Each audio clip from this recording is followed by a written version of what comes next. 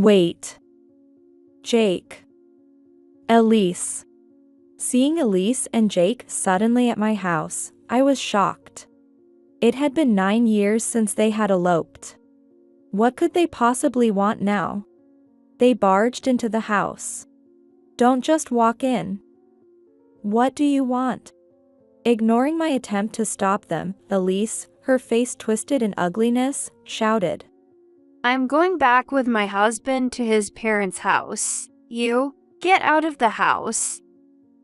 I didn't understand what she meant. I was dumbfounded. But the house has been demolished and the lot is empty, you know.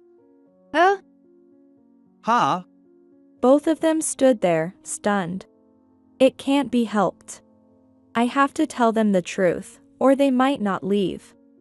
I started to tell my story.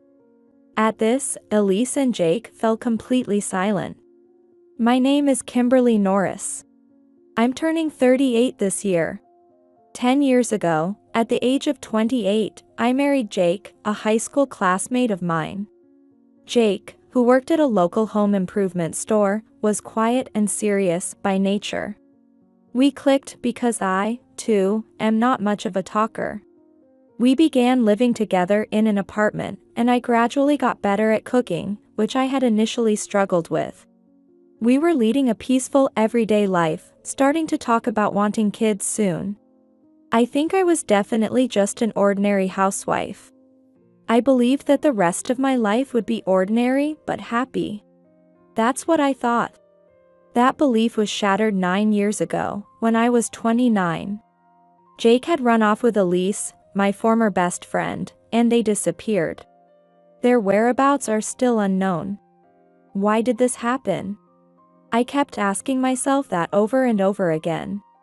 And the thought that always came to mind was that I shouldn't have gone to that class reunion. If only I hadn't run into Elise again. That was how I felt. Since that day, the gears of our fate had started to turn. Ever since I was young, I had a best friend named Elise. I was reserved, while Elise was flashy and assertive. Though our personalities were opposites, we somehow got along and went to the same public high school. Just like in middle school, Elise and I would walk to and from school together. Then, another person joined us. That was Jake. Jake came from a different middle school, but because we shared the same school bus, we naturally started commuting together. Back then, the three of us would often indulge in idle chatter after school. Hey, what are you going to do after graduation? I'm thinking of getting a job locally. I'll do the same. Looks like I might get a recommendation. Many from our high school ended up working in the local town after graduation. But Elise was different. You guys lack ambition. I'm going to the city to attend a cosmetology school. Then I'll be a makeup artist for celebrities. Even back then, Elise was highly ambitious. She was fired up about studying beauty seriously and diving into the glamorous world. After graduation, Jake and I started our careers. Elise went on to a cosmetology school and then got a job at a hair and makeup salon. Around this time, when Elise would visit home, we often hung out together. What? You two are dating? Sorry, I should have told you sooner. I felt somewhat embarrassed and looked down. Jake's workplace was near mine, and sometimes after work, we'd go out to eat together. That's how things gradually progressed between us. No, it's rather late, actually. I was worried when you two would finally get together. So, marriage next. What about you, Elise? Jake, his face turning red, ribbed Elise. Elise brightly said, I'm still scoping out the right guy. The mixer the other night was so much fun. There were heirs to big companies, pilots, lawyers, you name it. I'm having a hard time deciding who to choose. Elise seemed to be leading a flashy life, heading out every night. It was an exciting and fun story, but in retrospect, it felt like a fairy tale from a distant world. And now, 10 years have passed since we graduated high school. Jake and I are in our 10th year of working. Both our careers were going well, and soon the topic of marriage came up. Jake's parents were very kind and they adored me.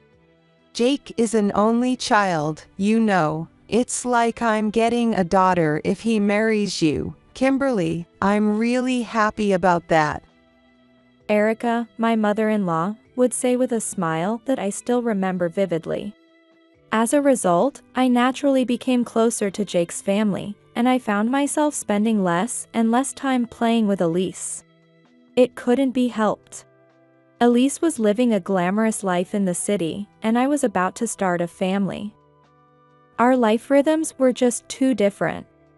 It was a bit lonely, but drifting apart was unavoidable.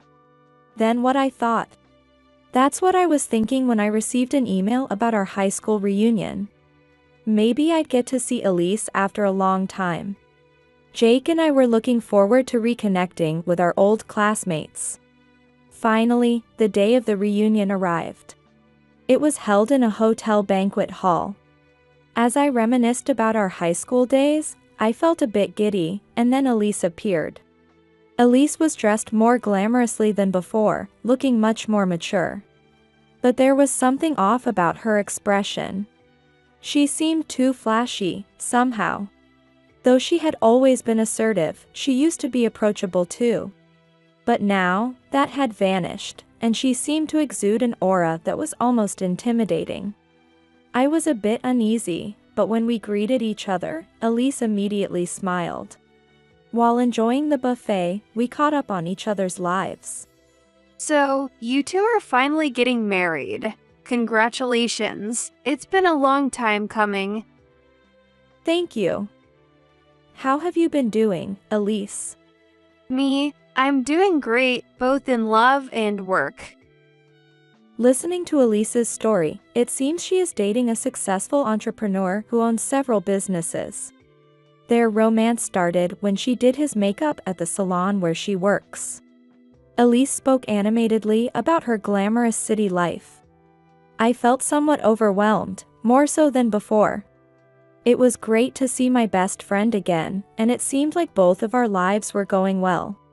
Normally, this would make me happy. Yet, I felt uneasy. The fog in my heart did not clear up easily. After that, we started hanging out with Elise again as a trio. Elise had been busy with work, but as things settled down, she began contacting us more frequently. Soon, however, I started feeling uneasy.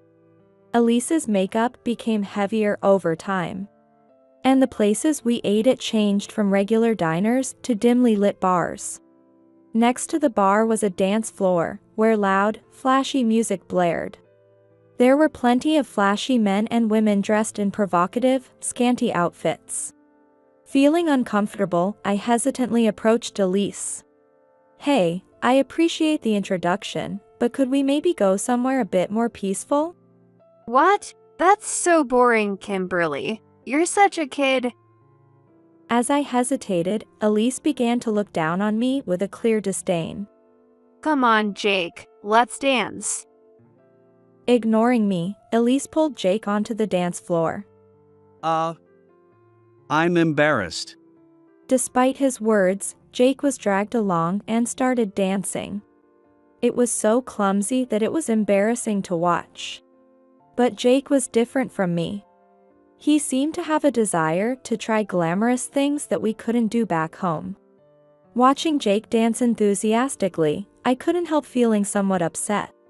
After that, I started to decline Elise's invitations. I felt like we were living in different worlds. But Elise kept inviting me persistently. How long are you going to be such a goody two-shoes? That kind of life is boring. Kimberly, you're so uptight. You're not very charming as a person. You need to let loose. Her mocking remarks increased. Because of this, I became even less inclined to join Elise's outings. First off, I was already busy with work and family life. I couldn't just hang out all the time like Elise. Surely Jake wouldn't neglect his work and family just to dive into that lifestyle. That's what I thought, but Jake has been going to the city every weekend to hang out with Elise. Lately you've been coming home late, haven't you? You're also gone on the weekends. Did Elise invite you again? Sorry. He would apologize, but he seemed nonchalant about it. I sighed. I've kept quiet because Elise is a friend and I trusted you, but we're married now. Hanging out with other women. I'm not really okay with that. To which Jake casually replied. What are you talking about? It's not just Elise. Recently, her boyfriend has been joining us. Elise's boyfriend? The businessman you mentioned? Yeah. He's a bit older than us, but he's really cool and sophisticated. I totally admire him. Oh, really? I had seen a photo of Elise's boyfriend on her phone before. He's a burly man with a beard, the intimidating type. He's not someone you'd typically find in our social circles. I felt a bit relieved that it wasn't just the two of them, but it didn't change the fact that Jake was still going out. Just because there's someone else doesn't mean it's okay for you to go out. I take the time to make dinner, and if you don't eat it soon, I can't clean up. What's the big deal? You should come too, Kimberly. Let's all have fun together. Jake said with a smile, but I felt uneasy. Typically, Jake is shy and, like me, on the quieter side. He was never one for flashy entertainment. Something was off. But I gathered my courage and firmly said, "That's not the point. I'm not going, and I wish you'd stop getting so caught up in it too." Despite my words, Jake's behavior didn't improve. If anything, his spending seemed to have gotten more reckless. Kimberly, I'm out of money. Can you lend me some? What? You just got paid. What are you spending it on? For happiness, you know? He said, smiling cheerfully. Come to think of it, even his dress sense has changed completely recently. He started wearing flashy leather jackets with embroidery and styling his hair with wax more often. He used to be indifferent to fashion. Now, he's starting to resemble Elise's boyfriend. I felt uncomfortable. Maybe it was because I sensed that Jake was drifting into a world unknown to me. Time passed while I harbored these unsettled feelings. But I couldn't just let things be. Even I, usually so reserved, must speak up this time. Resolved, I picked up the phone to call Elise. Hello, Elise? Kimberly, what's up? I'm going to get straight to the point. I want you to stop leading my husband astray. Elise chuckled upon hearing this. Leading astray? That sounds so sinister. We're just having fun together. You should join us, Kimberly. No thanks, I'll pass. We have our own lives. We can't just play around forever. Elise responded with heightened enthusiasm, almost singing. What are you talking about? Let's break free from that boring life and have fun. What? What are you talking about? This is getting nowhere. Just stop inviting Jake, okay?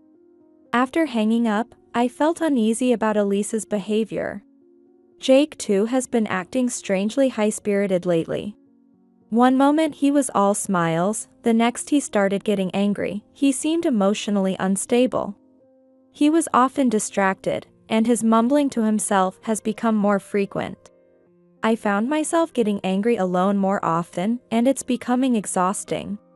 Then, suddenly, the day came. Jake didn't come home all night. I stayed up all night waiting for him, but even when morning came, he still hadn't returned. This had never happened before.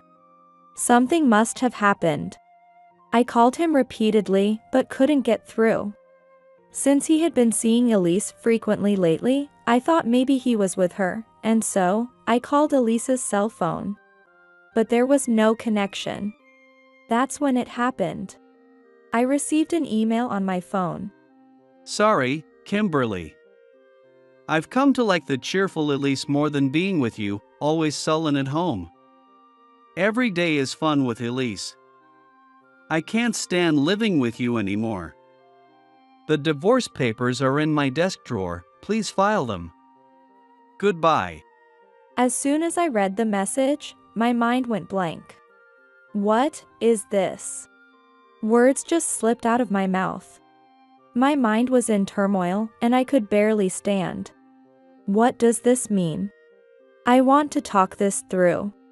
Even though I sent emails back, there was no reply. Finally, it was noon. I contacted Jake's office. He had been at work until the previous day, but they said he hadn't shown up. I reported his absence and explained the situation to Jake's boss. Please let me know if you find out anything. After I said that, I hung up the phone. I then called his parents. Both were shocked when I explained the situation and said he wasn't with them either. Stay calm, Kimberly. I'm sure he'll come back soon. Erica said gently, but I was panicking completely. Knowing it might be futile, I tried calling Elise's cell phone again. But, of course, there was no callback. That's when an idea suddenly hit me. Elise's parents lived in the next town over, if I remembered correctly. I pulled out an old address book and called their home. However, Elise's parents also said, "We haven't been able to contact our daughter recently." I was nearly losing my mind. I immediately went to the police station. I showed them the email and explained everything in detail. But the police officer's response was sluggish. Is it a case of elopement? Hearing that word again made me dizzy. Please, start searching right away. In a near frenzy, I pleaded. The officer spoke to me in a calming tone. Well, if they were minors, it'd be one thing, but they are both adults, right? If there's no sign of foul play, it falls under the category of voluntary disappearance. I'm sorry, but it's difficult to launch a major investigation. However, we will register it in the police database, and if they are spotted, we will contact you. Is that so? Please, do what you can. With that, I dragged my tired body back home. It was already getting dark. Just a few months ago, we were living peacefully. Why did this have to happen? Thinking back, I knew Jake and Elise were hanging out, but I fully believed him when he said her boyfriend was also with them. Could that have been a lie? A pretext for infidelity? Shocked, I stood still in the living room. Jake's belongings, which he had been using until the day before, were still there. I just couldn't believe he had disappeared from my life. Where did you go? As I muttered to myself, tears rolled down my cheek. 9 years have passed since then. For a while after that, I waited for Jake to come back. But, after 6 months had passed. Persuaded by my parents, I submitted the divorce papers that had been kept in my desk drawer. We concluded that he wasn't coming back. Jake, of course, had been fired from his job. Since the elopement incident, I had started to fall ill more often, becoming increasingly absent from work. I think the stress had been building up without me realizing it. During this time, my in-laws were the ones who helped me. I'm truly sorry about what our Jake has done. They apologized repeatedly, and despite their own pain, they took great care of me. Thanks to my in-laws' compassion, I was able to recover. I continued to maintain a relationship with them. And then, they asked me for a favor. Now, my health has significantly improved. I've returned to work and am back to my regular routine. It was on one of those days. Despite it being an early holiday morning, the sound of knocking on the front door echoed loudly. It seemed too early for a delivery. Half asleep, I went to the door, only to find an unbelievable sight. Wait. Jake. Elise. I froze upon seeing the two of them. Kimberly, why are you here? Isn't this Jake's parents' house?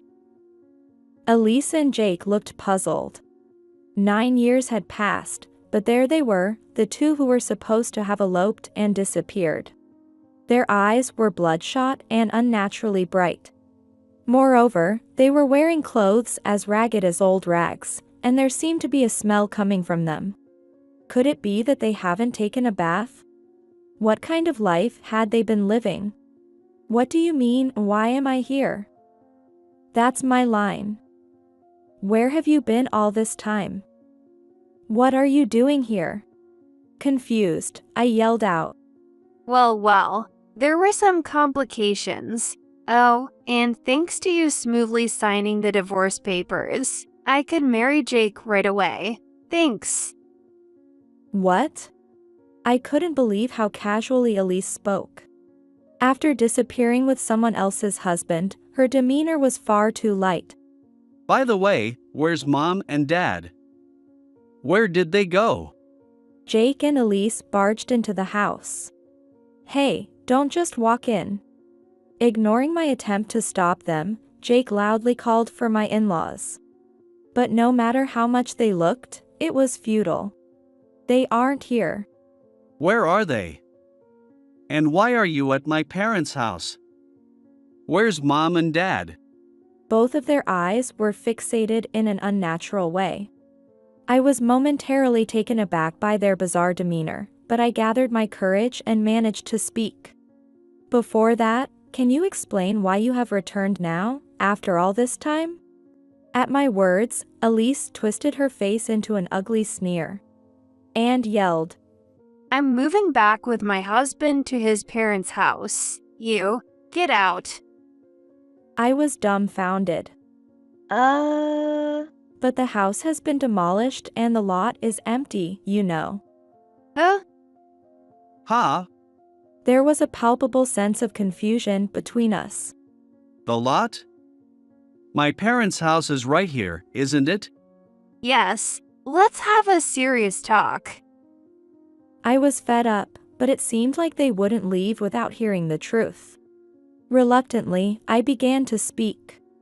After they had eloped, my in-laws had bought a second-hand property in a remote rural village and moved there. They had always said that after retiring, they wanted to retreat to the countryside. There, they lived quietly, tending to a vegetable garden. So, if we are talking about where my in-laws lived, that rural house might be more rightly called Jake's parents' home now. My in-laws, concerned about my health, would often send me vegetables. I also called them frequently, maintaining our relationship, albeit modestly. However, those days did not last long. Years later, something happened on one particular day. A tragic accident occurred on a rural road where a car, driven recklessly, veered onto the sidewalk. Unfortunately, my in-laws were the victims. They were hit by the car on their way back from shopping. Though they survived, both sustained serious injuries. Didn't you hear about it last year? A young person, high on illegal drugs, was driving recklessly.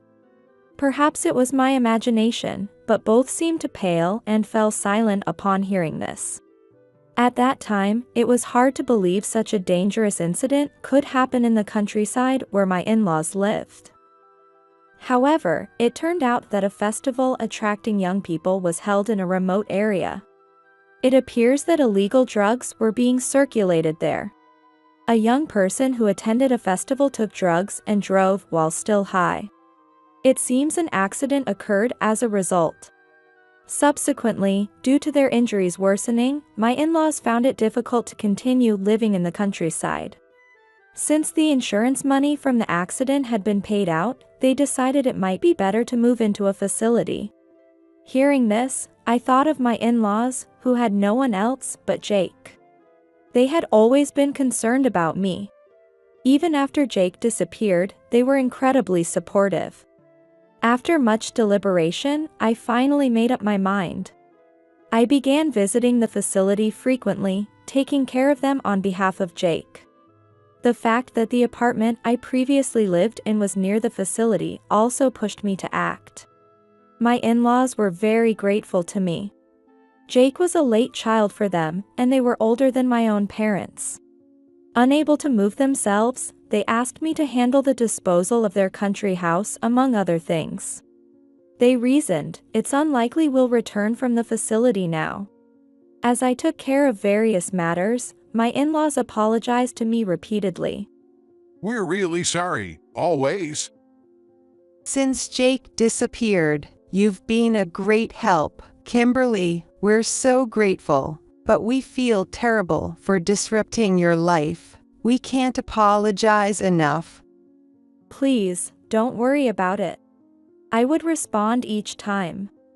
However, my in-laws couldn't accept that. Considering everything, including the care I was providing on top of Jake's disappearance, they felt they couldn't face me properly. Eventually, they began to talk about transferring the house they used to live in to me.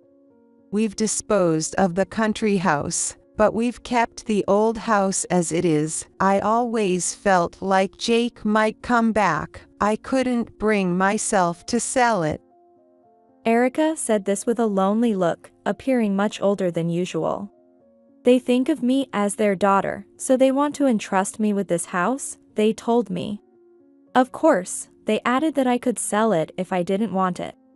I hesitated, but being put in this position, I couldn't refuse. It's the least we can do to make it up to you, Kimberly. I was already considering moving out of the apartment where Jake and I had lived, so I agreed to take over the house. I did some minor remodeling, and that's where I live now. After I finished telling them, both of them fell silent. I can't believe it. Mom and Dad. Jake looked especially pale and visibly shaken. Perhaps he was remembering his parents.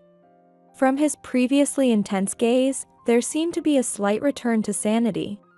In contrast, Elise started yelling loudly. That's not what we agreed on, Jake. I thought we were going to hide out at Erica and Ken's place. At Elise's words, I frowned. Hide out? What do you mean? Now it's your turn to explain. But Elise just turned away dismissively. As usual, it was impossible to have a proper conversation. Instead, Jake, reluctantly, began to speak. From here, the truth behind their elopement started to unfold. The boyfriend Elise had boasted about at the reunion 9 years ago. His identity was shocking. His name was Andy. Though he claimed to be a businessman, it was a complete lie. Andy was involved with antisocial forces, dealing in illegal drugs as his business. Initially, Elise too had been deceived by Andy's claim of being a businessman. But by the time she learned the truth, Elise had already been completely enamored with him. She quit her job at the beauty salon and decided to start a business with Andy. They called it a business, but in reality, it was selling drugs in the underworld, a completely illegal operation. Initially, the money flowed well, and it seemed like a lucrative job. They indulged in branded clothes and gourmet food. Elise was living the glamorous city life she had always dreamed of. Gradually, Elise and Andy wanted to sell drugs to more people. That's when they targeted our high school reunion. We, being from a small town and rather naive, were seen as easy targets. However, I began to feel uneasy and distanced myself from Elise. Then, they shifted their focus to Jake. Andy came along and got on good terms with Jake, who then fell into the urban nightlife. Soon, Jake was approached with the drug business and quickly got involved. Like Elise, he started dealing on a small scale. However, they eventually struggled to sell their stock. To cover the unsold drugs, they bought them themselves, gradually accruing debt. That's why Jake mentioned having no money back then. Jake and Elise discussed their situation with Andy. There's a place where you can earn more. Andy then began to elaborate. It was an isolated island where plants used for illegal drugs were cultivated. A final destination for dealers who couldn't sell their drugs. It was not a job opportunity but rather a dumping ground for failed dealers. Deceived, the two were forced to cultivate illegal plants there. Gradually, the criminal organization grew larger. People in similar circumstances were continually sent to the island. Of course, the existence of this criminal organization could not be made public. As a cover, under Andy's direction, the email saying, "Elise and I have decided to elope," was sent to me. I was completely deceived by it. Even if I went to the police, they would dismiss it as just an elopement, never reaching the organization cultivating illegal plants. They had planned it that meticulously. On that island, there were a few villagers who had been living there long before. To avoid suspicion, Jake and his group had to pretend to be couples who had moved from the mainland. That's why they claimed to have gotten married. This was also under Andy's instruction.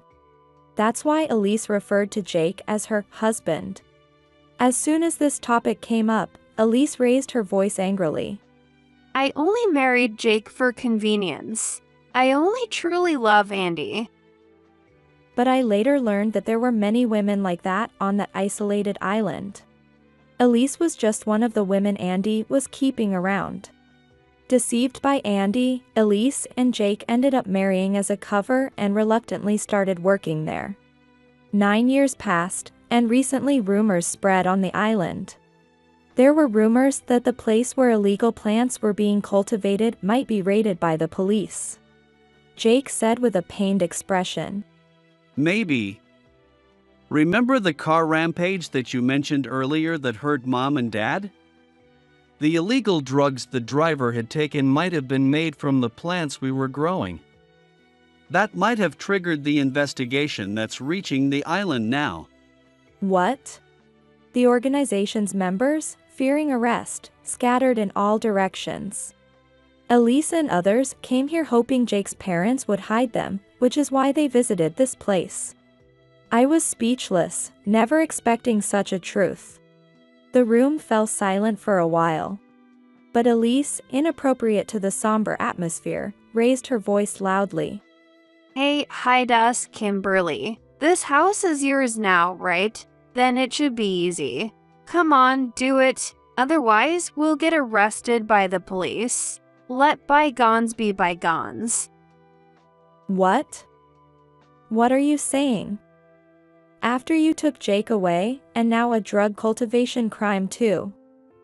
How can I hide criminals like you? Enough is enough. I'm so fed up with you. Angrily, I confronted her, and Elise grimaced. Come on, don't be so stingy. With that, she spread her arms out towards me. Then we're going to skip the country, so give us some money. What? Andy's planning to flee overseas too. We'll all meet up there. This time, we're all going to enjoy living abroad. Isn't that super happy? By this point, it was all beyond my comprehension.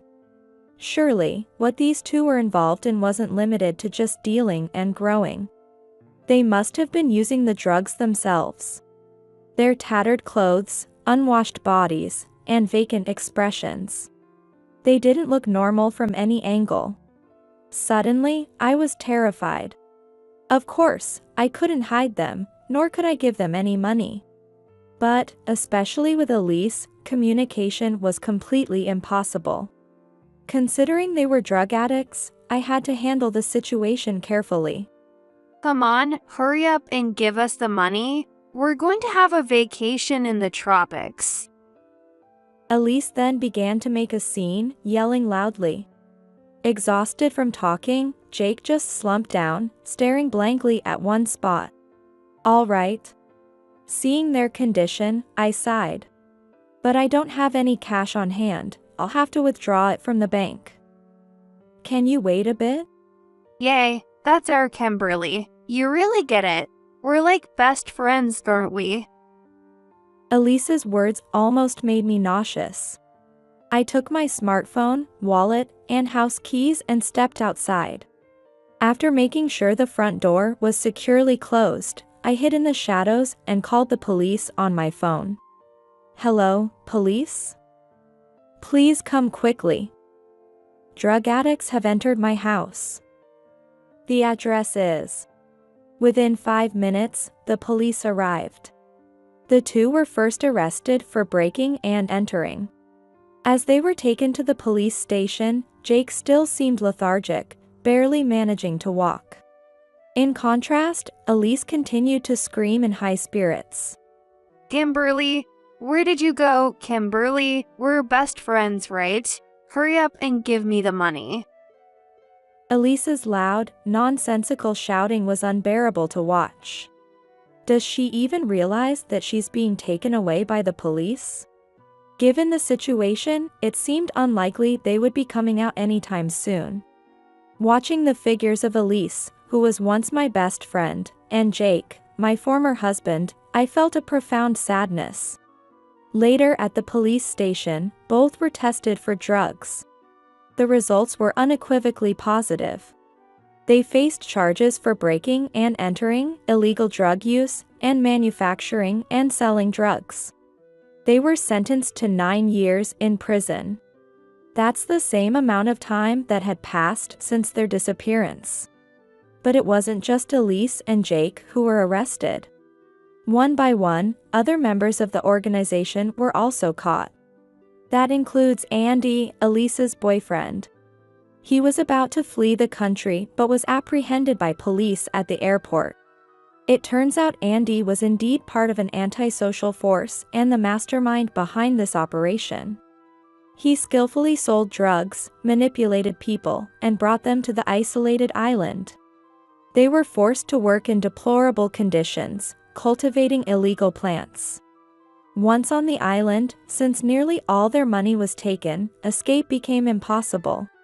Their smartphones were confiscated too. That completely cut off any contact with the outside world. It was a cunning setup. The drugs that had recently become popular among the youth seemed to have originated mostly from plants cultivated there. Although the police had trouble catching anyone initially, the investigation progressed due to the accident involving my in-laws. Furthermore, the statements from Elise and Jake, which I had reported, helped gather a significant amount of information. However, by then, Elise was barely coherent. She was continually crying and yelling, making communication difficult. Jake seemed somewhat more coherent. Occasionally, he would even speak words of remorse through tears. There's no doubt he was regretting everything now. But it was too late. Elise was deceived by a shady man from the city and fell into a life of crime. Jake, too, was easily duped by Elise and Andy. They were both dazzled by the allure of a glamorous life and lost sight of themselves, a pitiful end to their story. It's true, at some point, everyone might dream of such a glittering existence. I can understand that sentiment. However, such a life always has its shadows. They were swallowed by those shadows, never to return. Now, I live a peaceful life. I work daily, watch movies on weekends, and lead a very ordinary life. I still visit the facility where my in-laws reside frequently. I've requested the staff to ensure they don't show any TV news or newspapers to them, especially not about their son. The return of their only son might have been a joyful event, but his immediate arrest must have been a shock. Moreover, they would not want to believe that the illegal drugs he cultivated indirectly caused the accident they were involved in. Today is a rare day for a walk in the facility's garden. I push the wheelchair slowly. My in-laws smile joyfully. And though this is all I can do, I hope for peaceful days ahead. I push the wheelchair more firmly, filled with this wish.